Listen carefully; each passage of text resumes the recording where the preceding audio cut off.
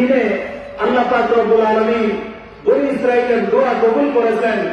এই দিনে আরো আল্লাহ তাআলা এত পরিমাণ নিয়ামত বর্ষিত করেন, দান করেন, অন্য দিন তত নিয়ামত দান করা হয় না। এক হাদিসের মধ্যে আছে প্রতিদিন রমজানের ইফতারের সময়ে আল্লাহ তাআলা 10 লক্ষ গুনাহগারকে ক্ষমা করে দেন। সুবহানাল্লাহ। এবং ঈদের দিনে অর্থাৎ রোজার শেষে বা ঈদের দিনে সারা মাসে যত মানুষকে ক্ষমা করা হয়েছিল এই সম পরিমাণ মানুষকে আল্লাহ তাআলা ক্ষমা করে দেন। বলেন সুবহানাল্লাহ।